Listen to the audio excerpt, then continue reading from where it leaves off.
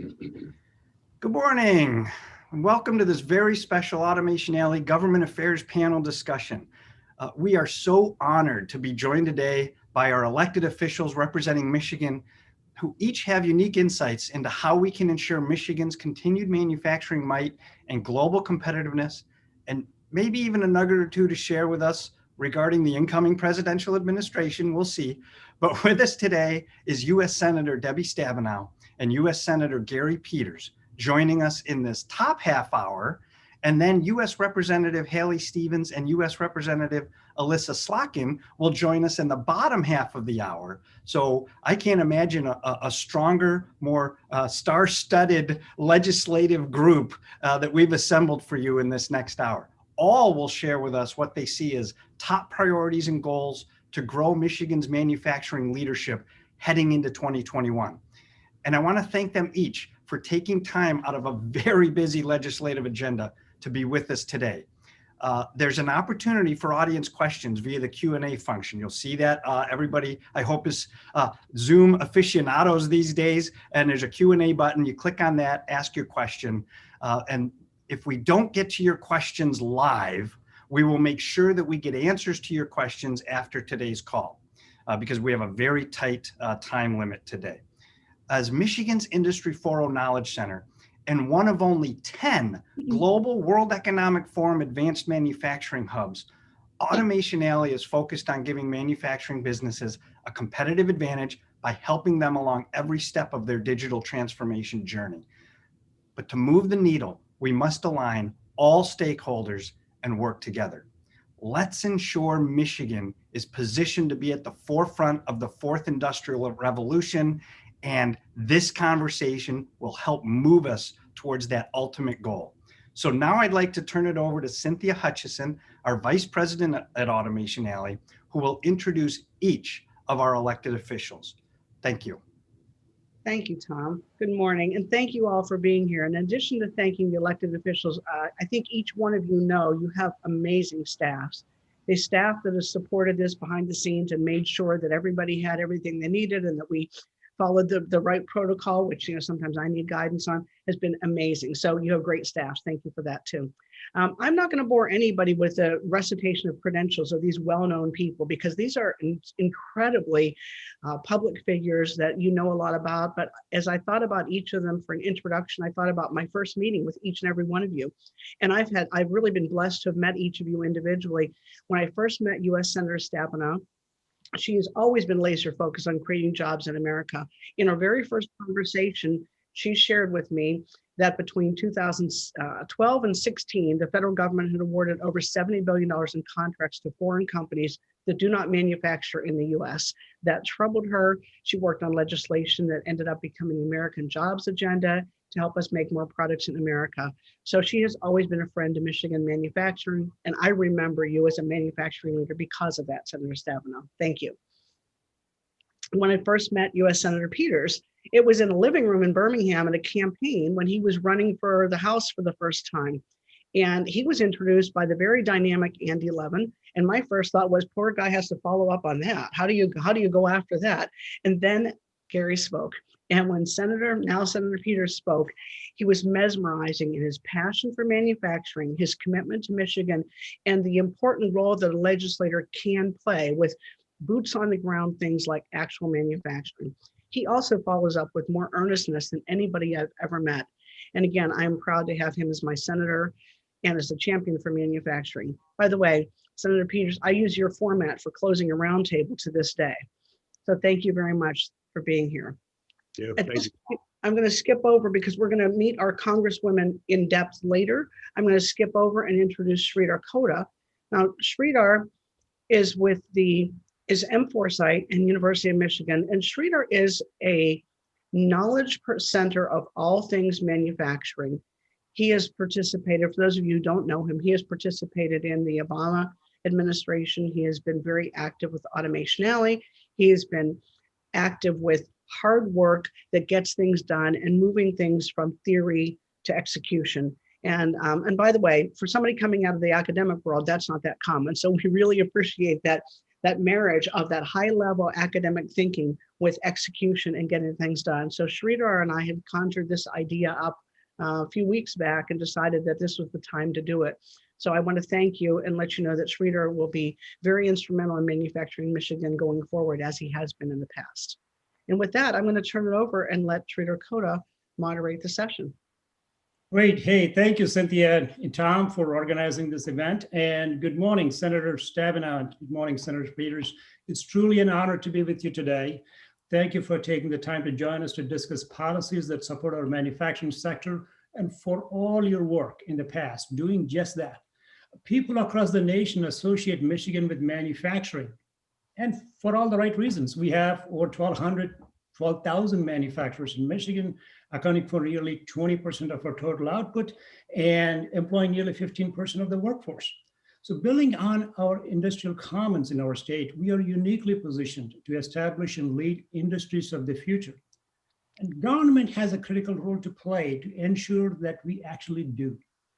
Being the birthplace of the US auto industry, Michigan must lead the world in electric vehicle manufacturing. GM and Ford are converting Michigan plants to EV production. Samsung announced it's building a battery plant. We need to build on this momentum by attracting new producers and supporting emergence of comprehensive supply chains for EVs. The bill you introduced on tax credits for EVs is terrific. Government procurement must also be leveraged to accelerate innovation, promote pilot production, leading to domestic commercial production. This is true not only for electric vehicles, but also for other technologies, other clean energy technologies like solar cells, batteries, and wind turbines. It's critical that we manufacture, and not just deployment. And we must manufacture here what is invented here in this nation and right here in our Michigan research labs. And regardless of views on global warming, an economic case can be made. So we invest in domestic manufacturing and export these technologies to other countries. Now, as the home to arsenals of democracy, also known as American ingenuity, we must leverage our core competencies in engineering and manufacturing to ensure national security. We have more than 3,000 businesses serving the defense industry today, and Michigan ranks number 4 in the nation for aerospace manufacturing attractiveness. Now, the COVID-19 crisis made us all realize the importance of a robust manufacturing capacity to our health security. Michigan is home to more than 500 medical device manufacturers supported by over 14,000 facilities. We need to leverage our inherent strengths in Michigan to ensure that the nation can meet the next health crisis. Now on Industry 4.0 for advanced manufacturing. To survive and to stay globally competitive, it is essential that our small and medium-sized manufacturers, the backbone of the US manufacturing sector, are supported through government loans and grants to upgrade their equipment to Industry 4.0 and to access the talent needed to advance technology effectively. Michigan's strength has been the talent of its people. So maintaining that skill is essential. By investing in technical education, we have an opportunity to rebuild Detroit, the city that put USA on the map 100 years ago.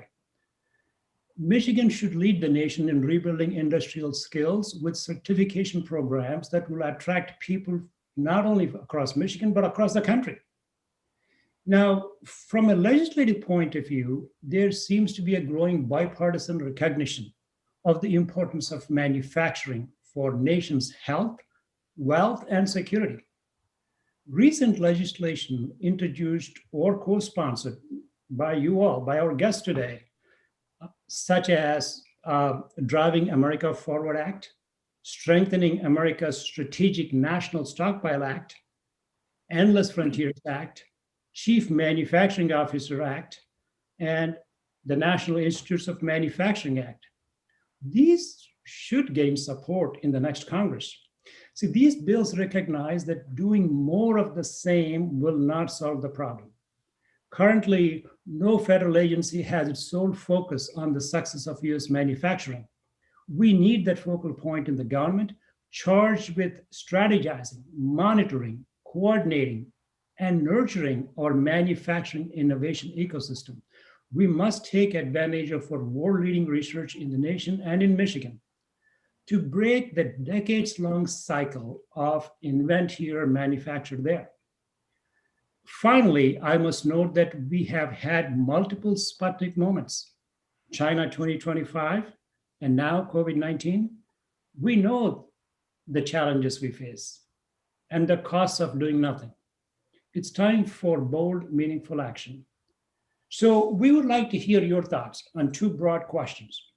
What are the prospects for these various bills in the House and the Senate to support manufacturing? And what specifically needs to be done to leverage existing clusters in Michigan to build industries of the future? But first, I request each of you to make brief opening remarks, and then we'll follow up the Q&A. So let's start with Senator Stabenow's remarks, and then we move to Senator Peters. So, Senator Stabenow. Well, good morning, Sridhar. It's wonderful to be with you and to see Cynthia again and Tom. I have been an advocate, supporter since the very, very beginning of Automation Alley, and it's exciting to see all the leadership bringing together all of you today. And this is part of what Automation Alley does so well, as being a center of focus for us. And Sridhar, I would just say amen. You are singing to the choir here with my partner and colleague, Senator Peters, and the two great Congresswomen that are joining us, Congresswoman Slotkin and Congresswoman Stevens. We are all laser focused. You know, I say all the time that you don't have an economy unless somebody makes something and somebody grows something. And so for me, that's where I have spent my time in Congress, really focusing both with an agriculture hat on and a manufacturing, tax policy, clean energy hat on my committees, and also co-chairing the bipartisan manufacturing caucus in the Senate.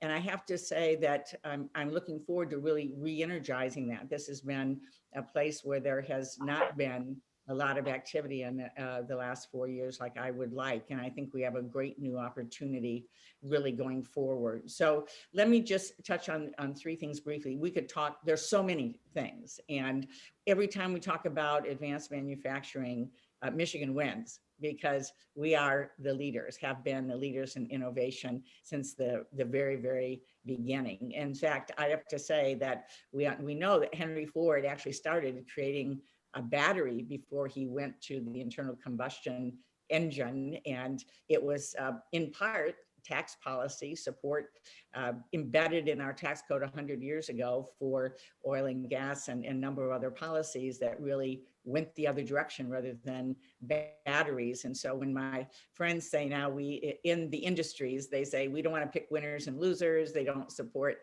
clean energy, I remind them we picked a winner 100 years ago and they won. And now we're just trying to level the playing field. So as the number 2 Democrat on the Finance Committee, I'm very, very focused on the range of clean energy tax credits, certainly. And one that I'm going to be reintroducing, I'm very excited about, the new administration's very supportive, is something that I did in 2009 called 48C, the Advanced Manufacturing Tax Credit, which is a 30% tax credit for building or retooling for clean energy manufacturing facilities.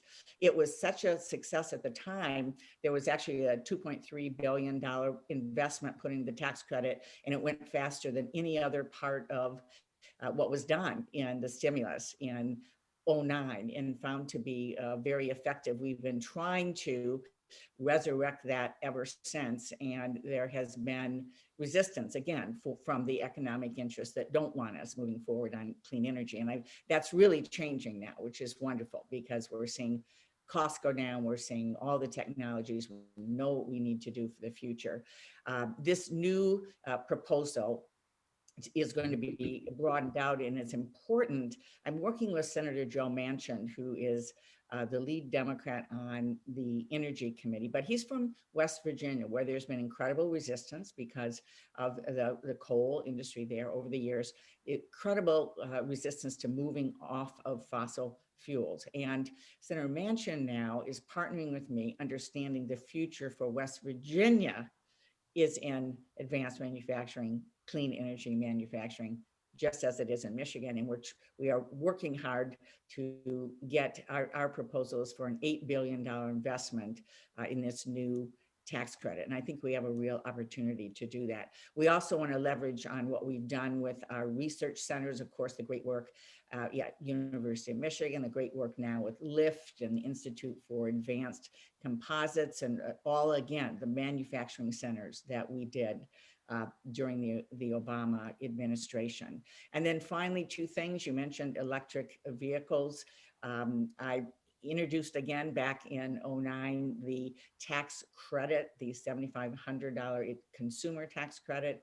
It was designated for each auto manufacturer to have 200,000 consumer credits. GM and Tesla have they're past the cap now on that. Our other, certainly Ford coming close, others coming close. Chrysler, we are in a situation where we need to up those credits. We have industry-wide support to do that. I had a bipartisan bill last year with Senator Lamar Alexander. We actually had it in a bill in the spring moving through. We were at the 99%, right at the final yard line, and then for whatever reason, the current administration said no, that they would not support it. So we were not successful, but we do this along with the infrastructure pieces that have to come with electric vehicles. And then finally, I would just say that Buy America is being rejuvenated and alive and well. And Cynthia mentioned my work on that. I had put together a critique of what was working, not working, loopholes and Buy America laws a couple of years ago. I'm really pleased that the Biden transition team has reached out for the report, has met with us. They want to use it as a framework for what they're looking at to close loopholes, do more investments, support more manufacturing in America, and also using the purchasing power of the federal government on vehicles in a much more robust way as we look at clean energy vehicles. So lots more to talk about, but I'll turn it over to my partner, Senator Peters. Thanks. Thank you, Senator. Senator Peters. Well, thank you, Sridhar, and thank you for your leadership. And I'll concur with Senator Stabenow when she said you basically are singing to the choir here. All of the things that you put forward are really, all of them need to be our focus going forward. And Automation Alley, you're at the center of all this. I want to certainly thank all of the folks who are tuning in, and thanks for Tom's leadership, and Cynthia as well. It's great to be here, and I'm humbled to have an opportunity to speak with all of you and answer your questions here. But this is an ongoing process. We're always available, and look forward to many more meetings like this. I want to start off kind of in where Michigan is, where the country is, and the future of manufacturing, and how we have the opportunity to continue to be the leader there. I've said often that I think we are living in probably the most exciting time in human history to possibly live, and I say that because we are just on the verge of major technological breakthroughs that certainly rival what we saw in previous industrial revolutions. When you think of artificial intelligence, additive manufacturing, synthetic biology, I mean, just go down the list. These are things that are going to be truly transformative. And the thing that makes it exciting, but also frightening at the same time, is that these transformations are likely to occur at a speed we've never seen before. Even the Industrial Revolution, it took 150 years to really fully play itself out. We may see this happening in 20 years or 30 years, some of these changes. It can be very disruptive, but it can also be an incredible opportunity for those folks who seize that opportunity. And we have to do that here in Michigan. And the good news is we have all the skills, the talent, the capability to do that. And one area that I'm particularly focused on is with self-driving vehicles and automation. And in fact, I'm the principal sponsor and author working with Senator Thune from South Dakota for the AV START Act for autonomous vehicles, which is without question transformative for mobility. It is the future of the auto industry. We face significant competition from Asian companies and manufacturers, European manufacturers and companies. We have to make sure we win this race. And I say it's an incredibly important race, not just for the auto industry, as important as that is that most folks look at AV, autonomous vehicles, as the moonshot for artificial intelligence. So when AI can process the massive data that comes in to an automobile to pilot that car through a busy cityscape, New York City or Detroit or Washington, wherever you may be, that means AI is ready for prime time in every industry you can imagine. It's ready for prime time in a lot of industries now, but with that moonshot of AV, that will be even more profound. And what I think is particularly exciting is that we know that we can be the center of that. And when you're the center of the next big thing, that bodes extremely well for your state. And I'll have a story which I love, then why we can be the center of it. As I was in California talking to a number of the companies related to this, and I do make those trips as I work on this issue, I was with one of the major tech companies, and they were saying, Senator, we're making all of the systems to pilot these cars and drive these cars. We thought maybe we should just make the cars too. We should just do it all. And then they said, we went to Detroit and we went to an auto factory, and wow, that's really a complicated business. And I'm like, yes, it is a complicated business. You need to partner. You need to be here. And they said, we need to partner. So they're partnering. Now we need to partner with them as well because they're a complicated business. But the story is you want to be close to where the manufacturing is. You want to have those sites here. It's why these major tech companies are now investing in places here in Michigan. And as we continue to move manufacturing and advanced manufacturing and move forward with additive manufacturing, all the other components of that, we will be the center of that. So we will be the center, not just of the automotive industry, but the center of AI. And I think this is really pretty elegant when you think about the auto industry in the last century was the center of the development for the country. It created the American middle class. It moved Michigan forward in the last century. And now we're starting this century. We're well along into this century. We can once again be the major player of the future for the country and for the world. And it all starts with manufacturing. It's intertwined with manufacturing, but it leads to all these other spillover businesses. So I look forward to this discussion. Fantastic. Thank you, Senators. I know we are short on time, but let me see if I can get a couple of questions. First, Senator Stabenow, how do you expect the incoming Biden administration's focus on climate change to affect domestic manufacturing of clean energy technologies? And also you may want to comment on what steps can be taken to ensure fair trade in clean energy technologies and to support exports. Well, the exciting thing for us in Michigan is that they are very focused on this, both advanced manufacturing broadly, but certainly clean energy manufacturing. And they're aiming for 10 million new jobs in clean energy manufacturing, of course, net zero emissions by 2050, which of course our auto companies and utility companies, everyone aiming for that, but they are serious about how you put together the policy to get there, the research, the development, the tax incentives, the efforts that, again, using purchasing power of the federal government to help drive that on things like the vehicles and those kinds of things. They also understand that we're really in a race. And right now, China's put some $100 billion in investments in electric vehicles and all these new technologies.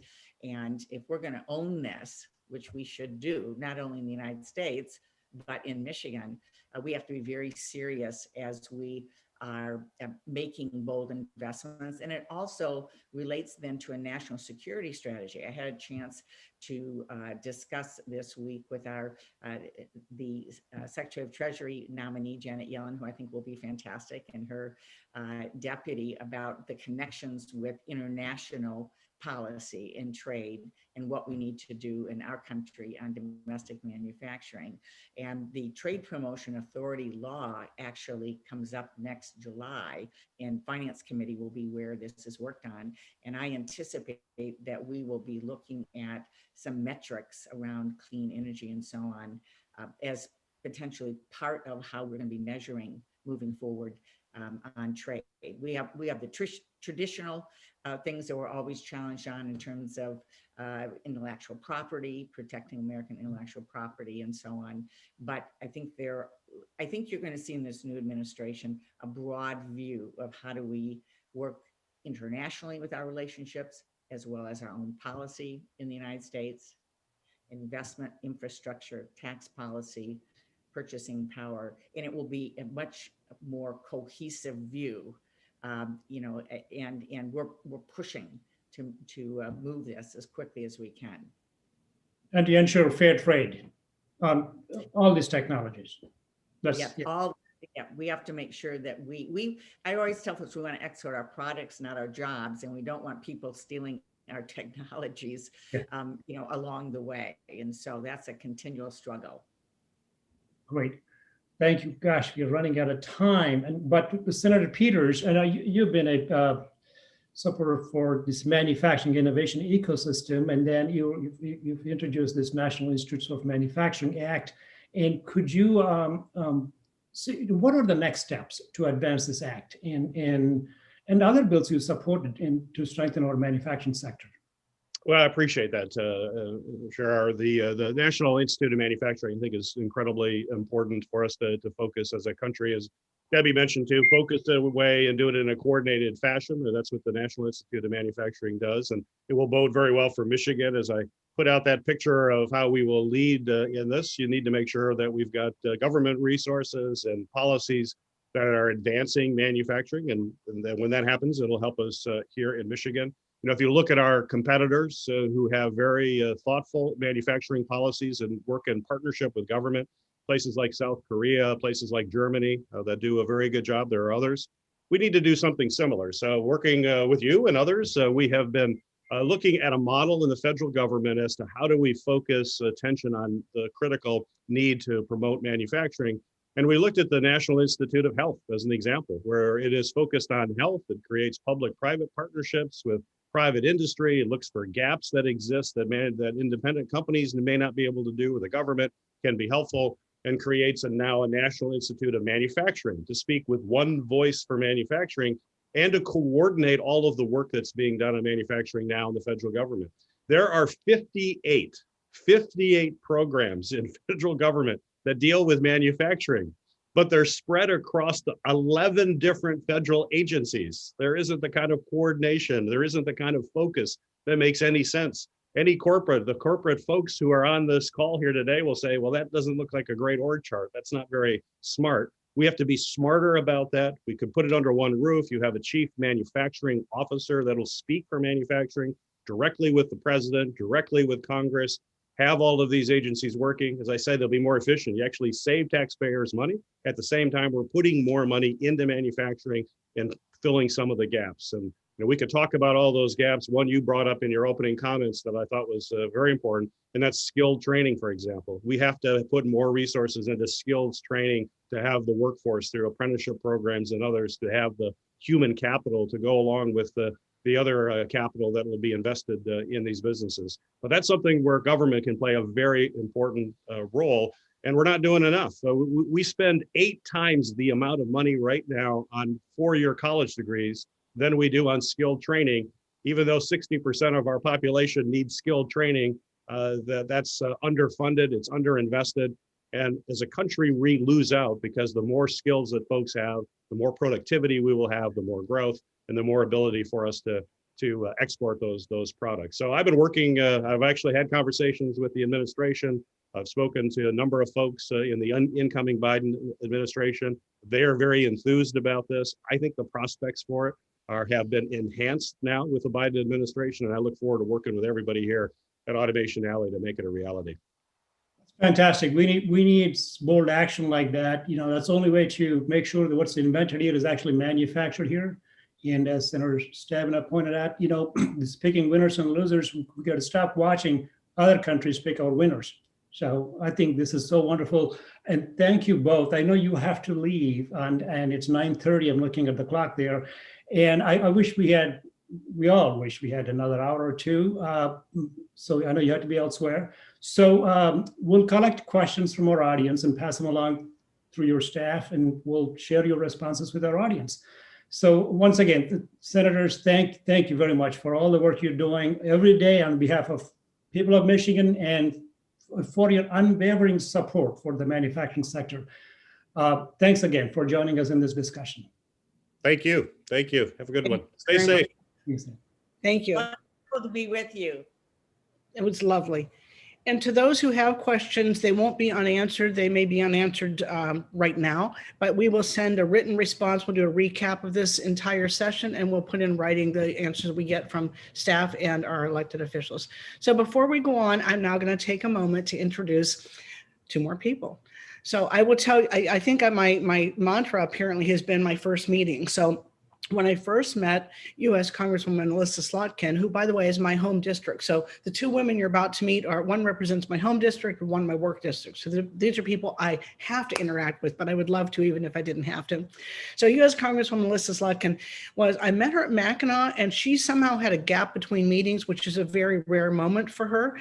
And we were introduced. I think we both missed dinner that night, and she excitedly shared all of her vision about securing America by, you guessed it, like building in America. The more we manufacture in America, the more control we have over what we do and how our products are. And because she has a history with the armed forces, she's very security driven, and everything that keeps us safe is how she thinks about a soldier's life and transfers that into all of our lives. So in subsequent conversations, she has shared that she's not at all a manufacturing guru, but she is a safety specialist. So whether it's cybersecurity or safety or resilience, she's got this mantra that feeds right back into what we're talking about.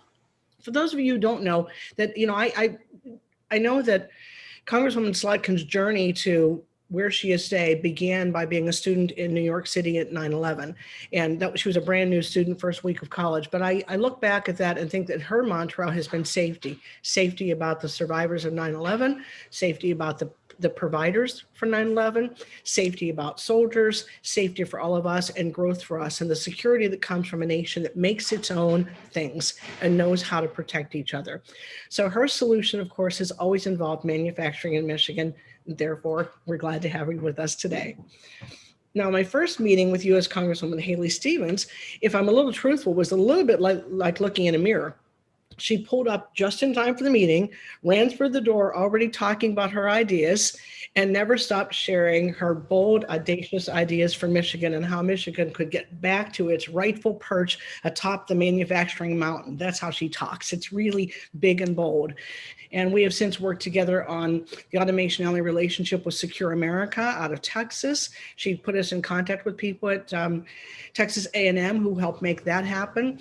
Our expanding opportunities on the national stage, and most of all, she's talked about the revival of initiatives in Industry 4.0 that can catapult Michigan to the national and global spotlight. So with that, I thank Congresswoman Stevens and Congresswoman Slotkin for joining us today. Thanks so much, Cynthia, and thanks to everyone at Automation Alley. You guys are great, and happy to be here today. As you said, I really come at manufacturing through a national security lens. And we know here as Michiganders that, we've been screaming for 30 years that the outsourcing of manufacturing was a vulnerability.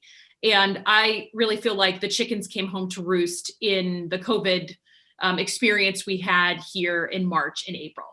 And that experience I know was pretty searing for all of us. It was certainly pretty searing for me. And this idea that we were, negotiating with Chinese middlemen in the middle of the night to get a 78-cent mask into our hospitals is bonkers.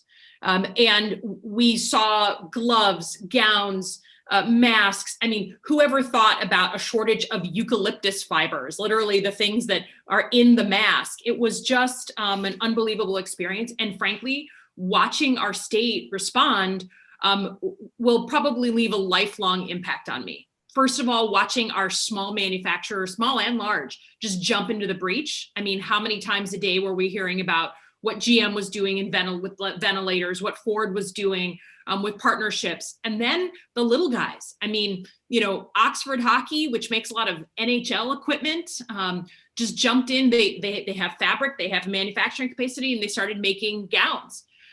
We saw companies like Chemcrest and Magna who said, okay, you know, we do seat covers, we work in fabrics, we can figure out how to make masks. I think we really had an amazing spotlight on us, especially since we were walloped by COVID so early. And I had people from across the country saying, like, I saw that you guys can get your hands on, you know, gowns. Can you help me connect to those people? And it was a demonstration in real time that when you outsource American manufacturing, there's a tipping point where you just can't get basic things that you need. And while, of course, we understand the trends that have led to this, and there's some products, you know, if you want to make a Rubik's Cube over in China, that's your business. And I'm not going to fight tooth and nail to bring that manufacturing back to the United States. But there are certain supply chains that have a national security importance that literally impact the health and security of Americans if we don't have access to it.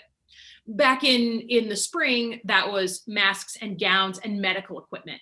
But I would offer there's also a whole long laundry list of things, particularly specific technologies, battery related technology, that if we don't have those manufacturing capabilities, and we have a political problem with other countries, suddenly we don't have the basics that we need to keep Americans safe, to keep America running, to keep our economy moving. Things like semiconductors, right? I mean, these are things that we have outsourced to other countries. It's a vulnerability. So that was very, very searing for me. And I sit on the Homeland Security Committee and the Armed Services Committee. So we went about coming up with, frankly, 7 bills back in the spring, all related to making sure our national stockpile was actually full of stuff that wasn't expired, that wasn't molding, transparency around that, and then really strengthening those Buy American requirements for the US government, for the federal government. And just as you heard from our senators, this idea that we're sending American taxpayer dollars to pay for contracts of companies that are building things in other countries really stuck in my craw, because I come from the Pentagon. I'm a former CIA officer and Pentagon official. And you better believe at the Pentagon, we have strict Buy American requirements. We don't make our body armor in another country. We don't make our jets and our tanks in other countries, because when we need to go to war, we need to know that we have what we need here. And so it's that same concept that I think needs to be expanded to places like HHS, right? Health and Human Services, the CDC, all of these government agencies you're hearing about every day have very, very loose Buy American requirements. And of course, could really create a market for manufacturers and Michigan manufacturers specifically. In addition to that experience in pushing forward Buy American legislation, I've also been working through the Armed Services Committee to try and capitalize on DoD and how big it is to bring some of this brain power and money to focus on American manufacturing. So we were able to establish the National Security Innovation Network. It's a program that basically connects the Department of Defense to places like Michigan and our innovation talent. We do hackathons, we do grants, we do all kinds of things. I got to be a judge at U of M for a hackathon that we did about a year and a half ago, so that we take our brilliant talent that we have and show them that there's a place for them to take those ideas and keep those ideas here in the United States, get money to build it here in the United States. A lot of what we do, you know, like for instance, down at TARDEC, is dual use. You know, we are thinking about building the land vehicles of the future for the military. And while we have obviously the autos here thinking about the future of commercial autos, there's a ton of crossover by bringing money into TARDEC and letting them really innovate on sort of the military vehicles of the future. There's a lot of dual use technology and research that's going on. So we've been working really, really hard with the folks down in Warren to bring more money there, because it benefits the entire state. And we've been able to bring in tens of millions of dollars for their research, which means tens of millions of dollars for jobs here as people really put that money to work. The other thing that I'm obsessed with, and then I'll turn it over to my good friend Haley Stevens, who is really a maven on this stuff, is the vulnerability of these supply chains. And how vulnerable they are in particular to politics and to globalized demand. And so we've asked the Department of Defense to come back to us, really looking inward at the Department of Defense chains, supply chains. Where are they vulnerable? What lessons can we learn from COVID to say, hey, are we up to snuff at the Department of Defense? Because if we make certain things, certain component parts in China, and we have a problem with China, we need to know that our military is ready to go on day one. So that's just a little kind of humming a few bars on how Michigan manufacturing is deeply connected to our national security, and something that I think I'm going to be working on for the rest of my elected career. Fantastic. This is great. I'm so delighted to be on this panel in part because absorbing what everyone has shared and said today is truly so inspirational and critical to our agenda in Congress, and what a delight to be with my friend Sridhar Kota and obviously my friend in Congress, Elissa Slotkin. So as not to repeat some of the great points that have been made, but to focus in on our theme here today, which is around manufacturing competitiveness, our global competitiveness, and how that's going to come from a place called Michigan. Part of where we see organizations like Automation Alley helping to lead the way is around our diversification potential. And when COVID-19 struck and we saw the supply chain disruptions, we saw our automotive industry shut down, we saw all of industrial pretty much have to shutter for 12 weeks and purchase orders go to zero. This emphasis on our diversified manufacturing economy, not just in automotive, but how we sell into aerospace and defense writ large, putting our finger on the pulse of our supply base here, and how you can be an automotive supplier company and then realize, for instance, if you're Pratt Miller, 15 years ago, they got a call from the Department of Defense based on how they were producing windshields and how their windshields were going at very high speeds and completely safe, and were asked to start developing into our defense supply chain. And so this interconnectedness between being the traditional arsenal of democracy and being leaders in a multitude of sectors, certainly with our growing aerospace sector throughout southeastern Michigan, and again, based on some of those same principles.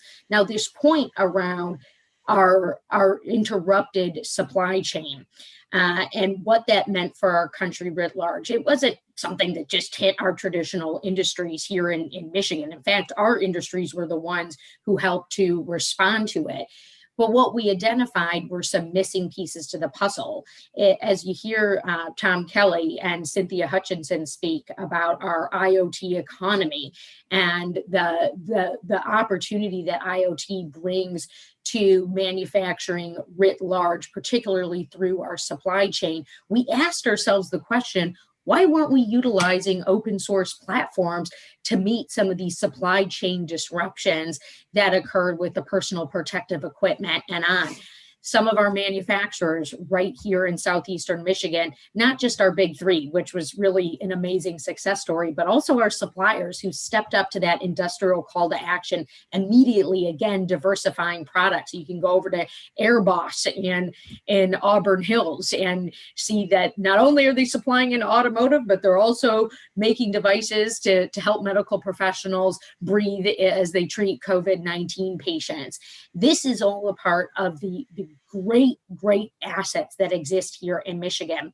And as we look towards our competitiveness, I think we've got to hone in on a couple of key principles. One being our ability to sell these products to the rest of the world. There's a huge demand for American manufacturing, and in particular, Michigan manufacturing. This is why, and Senator Stabenow briefly touched on this in her remarks, this is why trade deals are so critical to our success, and not just any old trade deal, smart trade deals. We in the 116th Congress were able to renegotiate NAFTA for the benefit of the Michigan manufacturer and more so the Michigan worker. So that remains a key piece of the puzzle.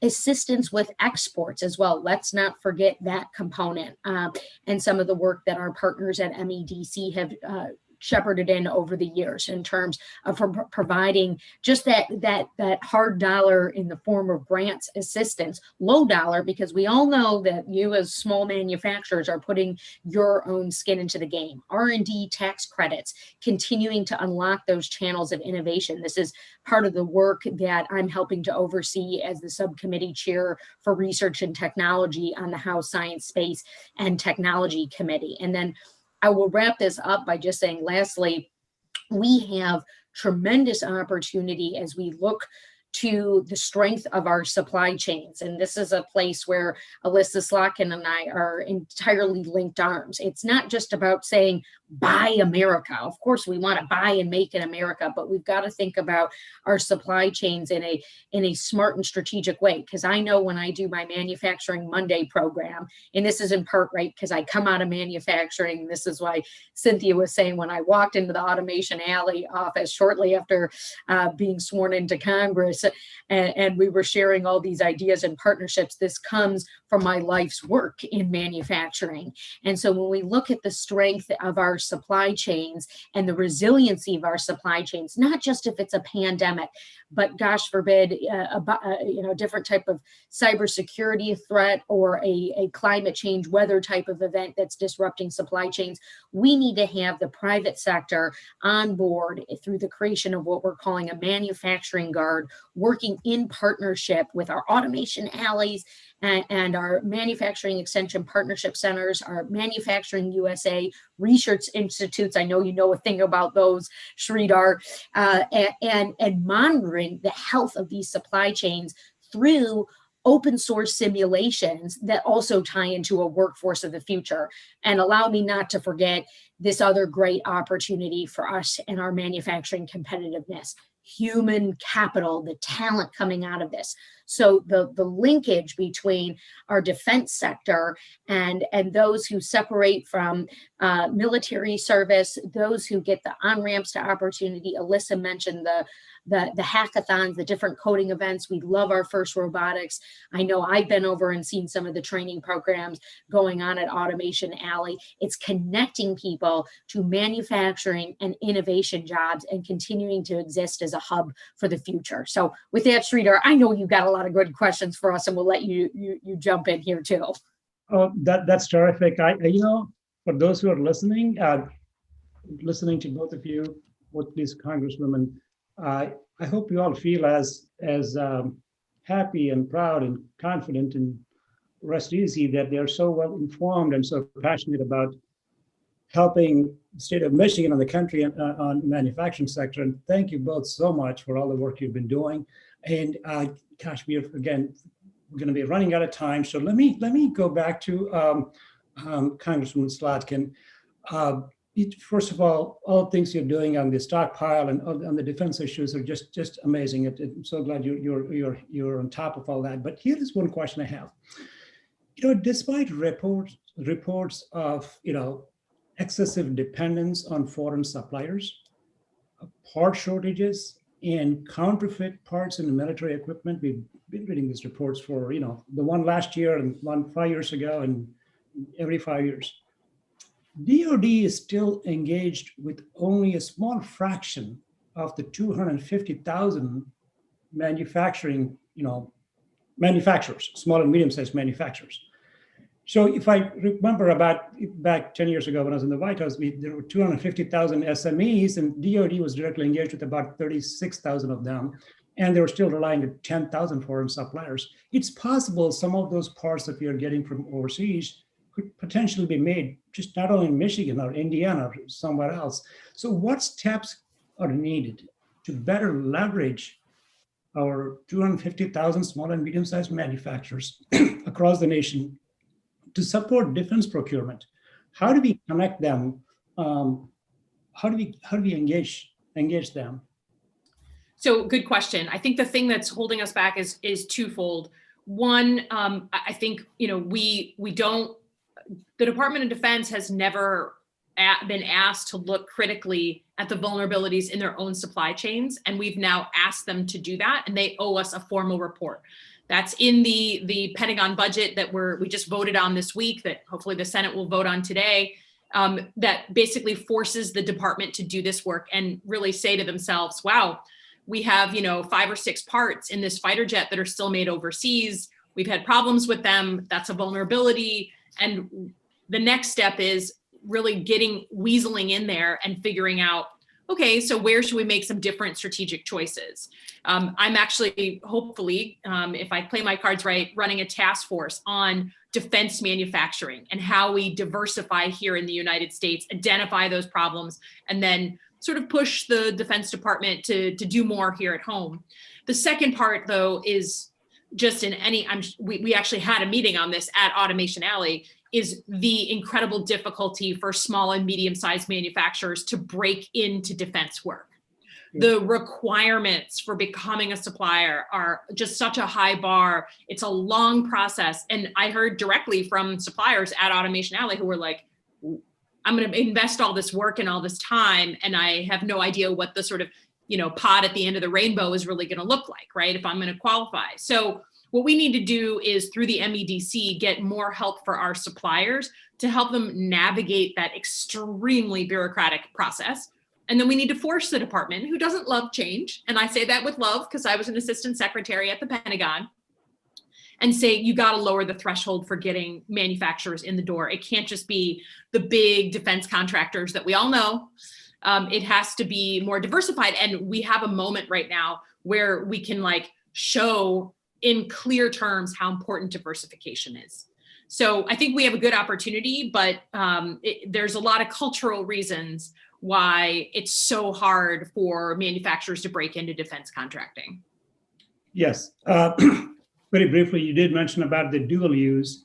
I think the DoD purchases annually about $200 billion, probably, more than anyone else in the world. Yep. There are a lot of things that DoD purchases are also dual use for commercial, and not the jets and the others, but there are a number of other things. Even the electric vehicles, we could have DoD as an early adapter of electric vehicles for Army bases.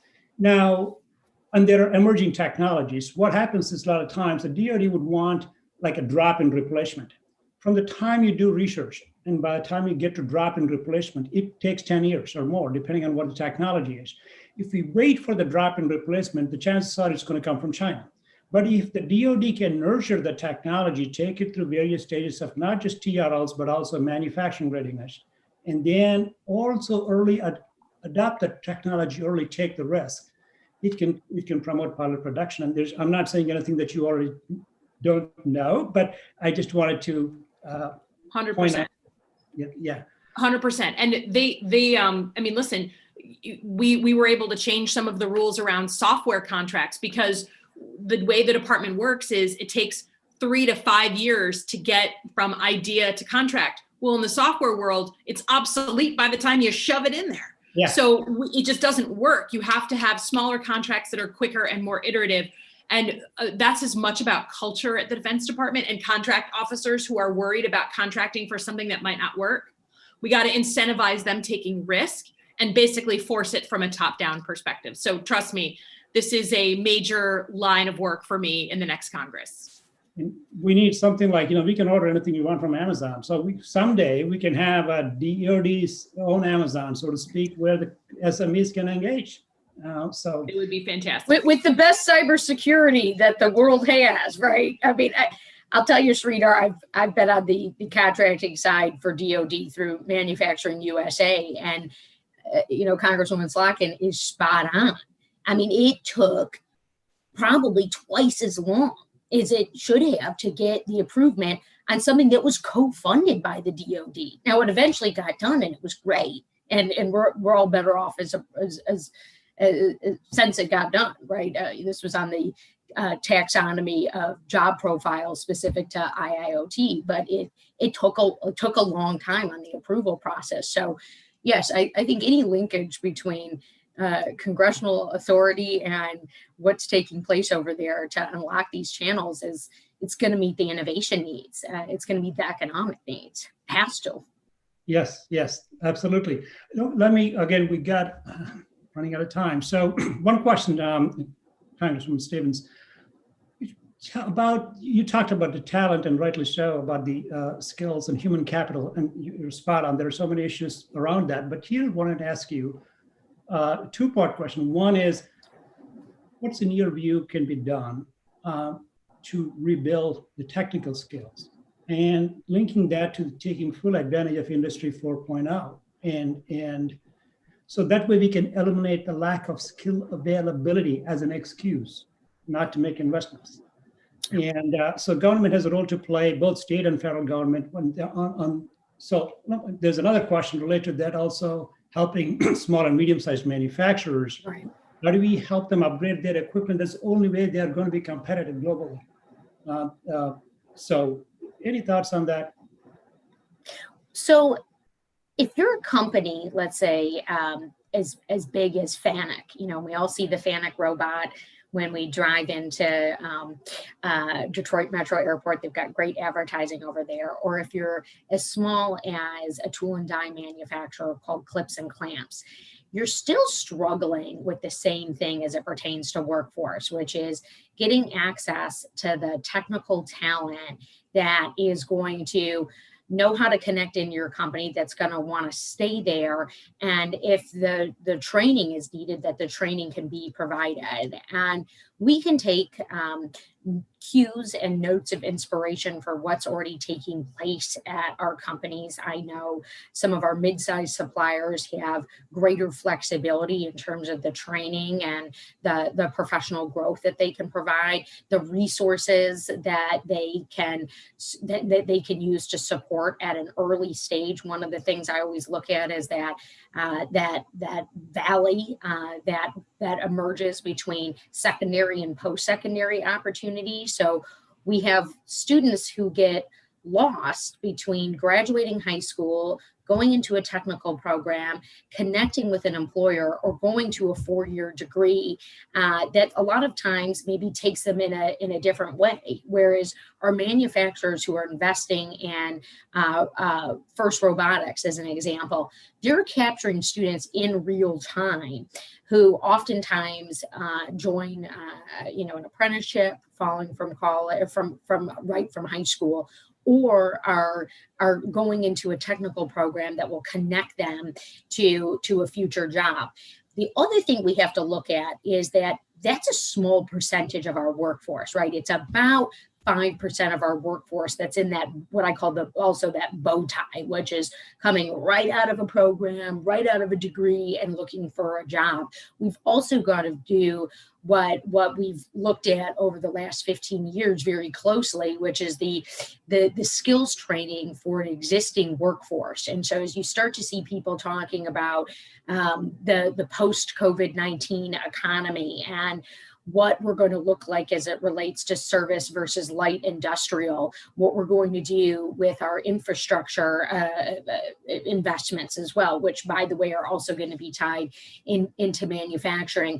This is why you see Congress obviously overwhelmingly voting for our apprenticeship legislation that passed the House just a week ago.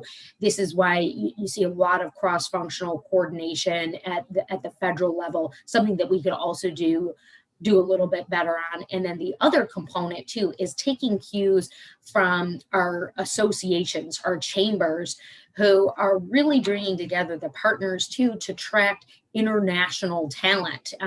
You go over to any manufacturer in southeastern Michigan, and they've got international talent there. And so what we don't want to see is open jobs that don't get filled, incentives that manufacturers are lobbing on their workforce just not even retire. You start to think about those who just amassed, a lifetime of skills, and then what happens when that person retires. I'll just say really quickly, I'll never forget being with John Deere, and and this is a huge company, right? This is an OE, and they're over here saying, we've got one guy who does our systems integration, and if he retires, we're not sure what we're going to do. That's not a good spot to be in. And so part of why we're continuing to hold the hearings, even during the toughest parts of COVID-19, to make sure, one, that we're continuing to innovate, but two, that we're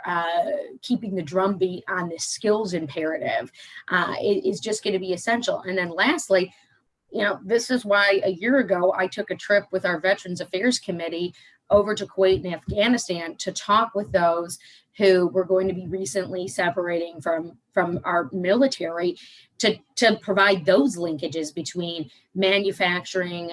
You mentioned IoT. Some of these, if you're in a cybersecurity channel, certainly Elissa's background and work with the DoD is going to speak to this as well.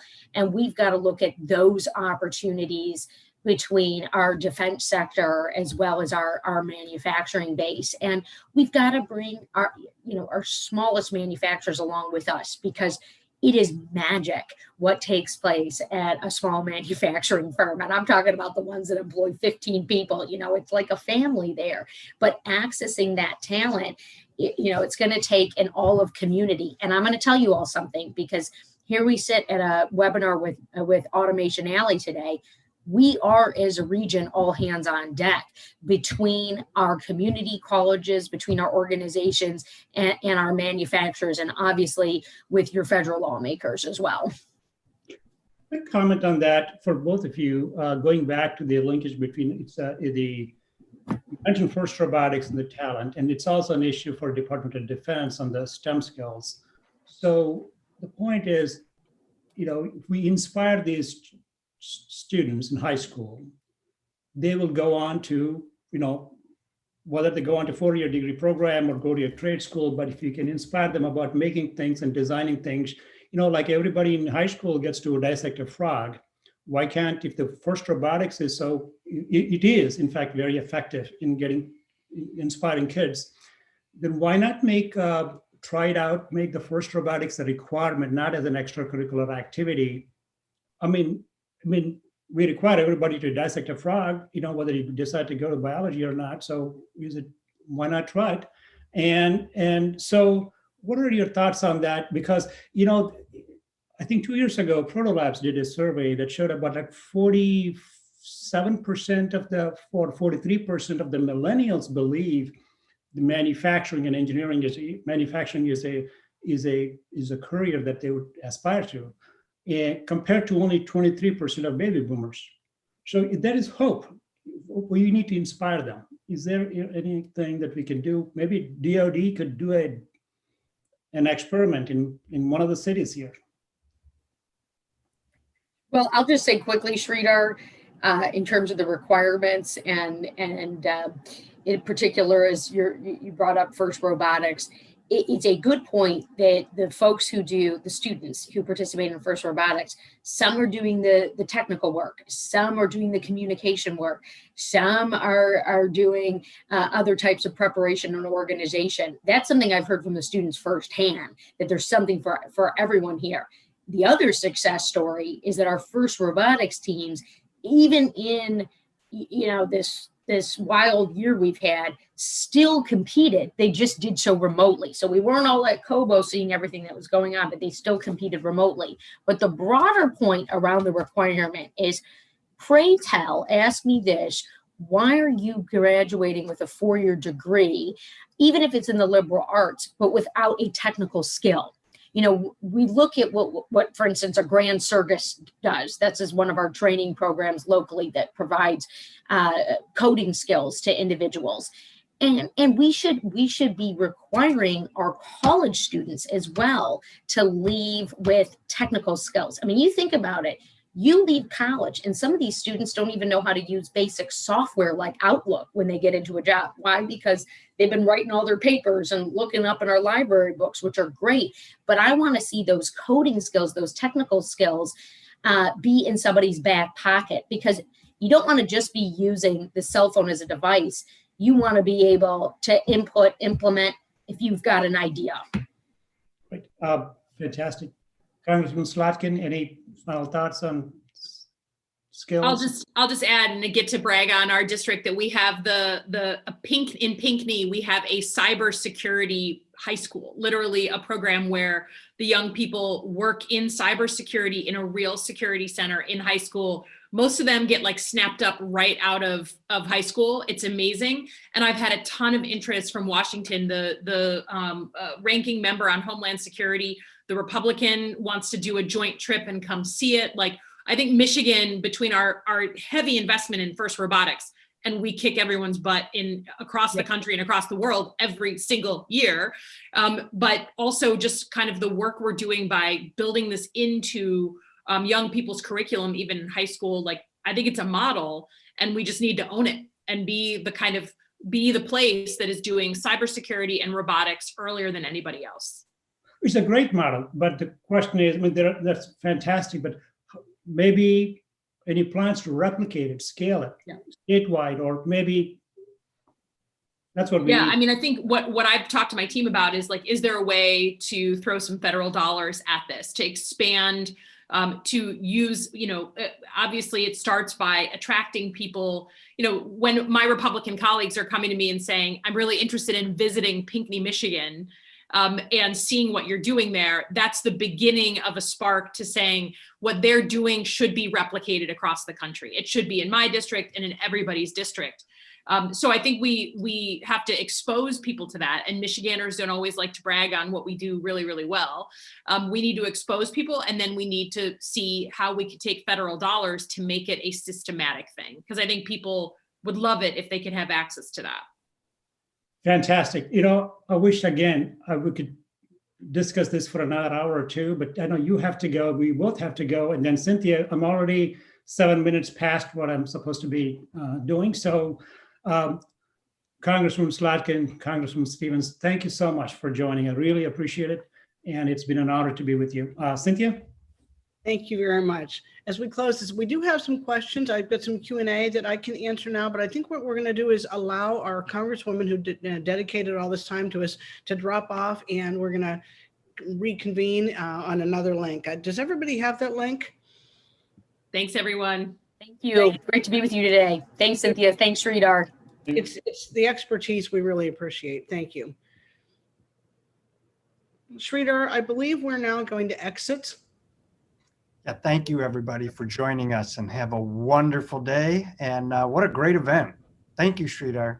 Thank you, Cynthia, as well.